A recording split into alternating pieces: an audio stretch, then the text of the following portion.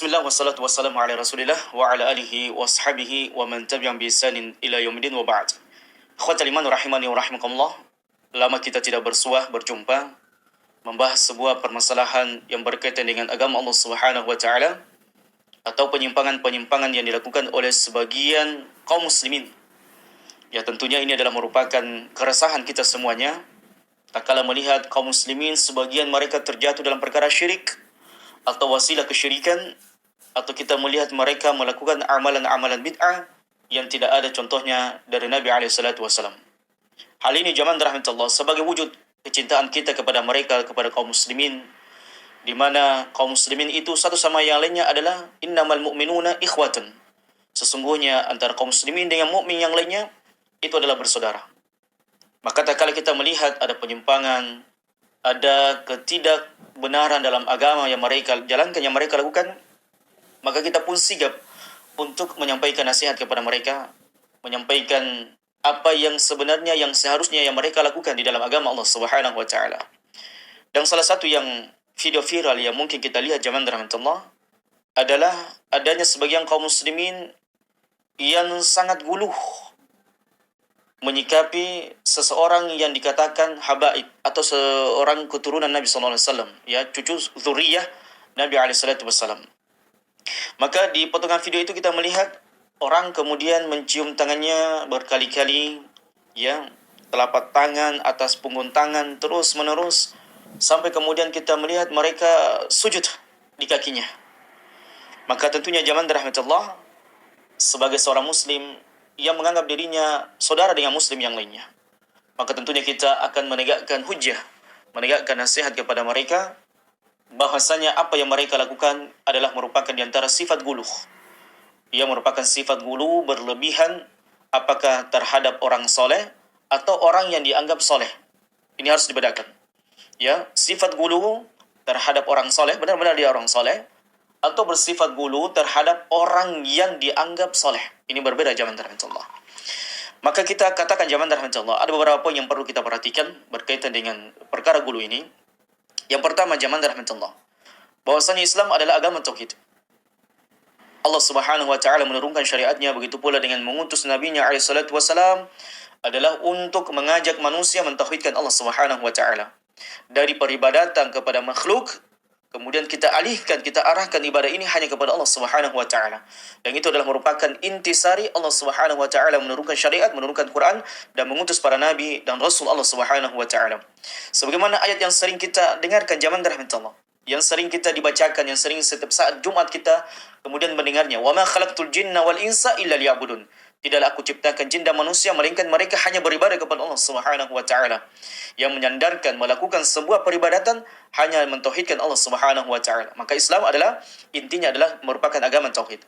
Kemudian yang kedua zaman rahmatullah, yang kita sampaikan bahwasanya hendaknya setiap orang itu menimbang dan memperhatikan dengan seksama apa yang dia lakukan yang kemudian dia anggap sebuah ibadah kepada Allah Subhanahu wa taala. Apatah lagi berkaitan dengan manusia biasa selain daripada Nabi dan Rasul alaihi salatu wasalam. Toh kalau mereka orang soleh, maka apa sikap kita? Bagaimana syariat Allah Subhanahu wa taala menuntun kita? Bagaimana Quran dan sunnah Nabi alaihi salatu wasalam memuliakan, yang menuntun kita memuliakan orang-orang soleh. Ini harus diperhatikan. Karena betapa banyak kaum muslimin yang terjatuh dalam perkara wasilah kesyirikan atau mereka menyembah manusia karena mereka bersifat guluh kepada orang tersebut. Allah Subhanahu wa taala berfirman zaman rahmatullah, "Wa hadza kitabun anzalnahu mubarakun fattabi'uhu wattaqu la'allakum turhamun." Wa hadza kitabun. Dan ini adalah merupakan kitab, yaitu Al-Qur'anul Karim. Anzalnahu mubarakun. Di mana Allah Subhanahu wa taala turunkan Al-Qur'an ini, dia datang dengan keberkahan dari Allah Subhanahu wa taala. Keberkahan dari sisi Allah Subhanahu wa taala. Sehingga para ulama mengatakan siapa yang ingin hidupnya berkah, maka hendaknya dia senantiasa membaca Quran. Jadi salah satu wasilah zaman rahmatullah, amalan yang bisa membuat hidup kita berkah adalah dengan membaca Quran. Tidak sebagian manusia mendatangi kuburan tertentu yang dianggap wali, atau mungkin dia wali memang, dianggap soleh, atau dia memang orang soleh, dengan tujuan ingin mengambil berkah, barakah.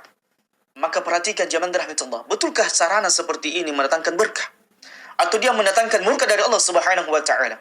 Atau dia adalah merupakan wasilah kesyirikan, merupakan wasilah kekufuran kepada Allah Subhanahu wa taala. Maka perhatikan jamaah rahmat Allah. Apa yang kita lakukan? Jangan sampai apa yang kita lakukan ini adalah merupakan wasilah kesyirikan dan kekufuran kepada Allah Subhanahu wa taala. Maka siapa yang ingin berkah hidupnya, baca Quran, pelajari Quran. Warattil Qur'anan tartila, iqra'ul Qur'an, fa innahu yati yaumal qiyamah syafi'an li ashabi. Baca Quran jamaah rahmat Allah. Siapa yang ingin hidupnya berkah dunia dan akhirat, maka hendaknya mereka membaca Quran. Maka Allah Subhanahu wa taala mengatakan fattabi'u, maka itu ikutilah Quran. Apa yang diperintahkan Quran maka kita ikuti. Misalnya Quran memerintahkan kita mentauhidkan Allah, kita tauhidkan Allah. Al-Quran melarang kita berbuat kesyirikan, berbuat gulu terhadap orang-orang saleh.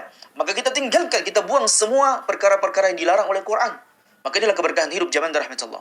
Ini adalah merupakan agama yang selamat. Wattaqu, dan bertakwalah kalian kepada Allah, la'allakum turhamun. Semoga kalian menjadi orang-orang yang mendapatkan rahmat dari sisi Allah Subhanahu wa taala. Kemudian berikutnya zaman rahmatullah yang bisa kita sampaikan adalah bahwasanya hendaknya setiap muslim itu membuang jauh-jauh dari dirinya sifat gulu di dalam agama, dan khususnya bersifat gulu terhadap orang yang benar-benar soleh atau orang yang dianggap soleh. Jangan berlebihan zaman rahmatullah. Hatta orang tua kita. Ya, Allah Subhanahu wa taala memerintahkan kita untuk berbuat baik, berbakti kepada kedua orang tua. Allah Subhanahu wa taala berfirman, "Wa qad rabbuka alla ta'budu illa iyyahu wa bil walidaini ihsana." Dan Allah Subhanahu wa taala qada, telah menghukum, telah menetapkan, telah memerintahkan, alla ta'budu illa iyyah, jangan pernah menyembah kecuali kepada Allah Subhanahu wa taala. Jangan pernah ruku dan sujud kecuali kepada Allah Subhanahu wa taala. Wa bil walidaini ihsana, dan hendaknya kalian senantiasa berbuat baik kepada kedua orang tua. Ya, senantiasa ihsan, berbuat baik kepada kedua orang tua. Maka, namun bagaimana cara Islam menuntun kita? Syarat Allah Subhanahu wa taala menuntun kita berbakti dan berbuat baik kepada kedua orang tua. Apakah dengan sujud kepada mereka, ruku kepada mereka? Tidak, jangan rahmat Allah. Ihsan di sini yang dijelaskan oleh para ulama adalah birruhuma, berbakti, berbuat baik kepada mereka. Ketika orang tua butuh kita, maka kita berada di sisinya. Ketika orang tua butuh dengan ini dan itu, kita mampu memberikannya sesuai dengan kemampuan kita. Itulah berbakti kepada kedua orang tua. Minimal lisan kita tidak mengucapkan kalimat tidak mengucapkan kalimat Ketika kita mungkin diperintah oleh orang tua dengan membeli sesuatu, atau mengambil sesuatu, atau mengerjakan sesuatu, maka minimal kita tidak mengatakan Allah Subhanahu wa taala mengatakan wala taqul lahum uff, dan janganlah kalian berkata kepada kedua orang tua. Karena kalimat ini bisa membuat hati orang tua itu sakit, teriris.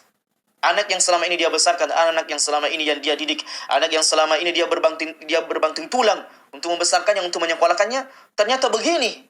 Ya, apa yang dia lakukan terhadap orang tua. Jangan dalam Allah. Kalau kalimat saja ini terlarang dalam agama Allah Subhanahu wa taala, maka bagaimana yang lebih daripada itu? Tidak. Sambil membentak orang tua. Na'udzubillahi min dzalik.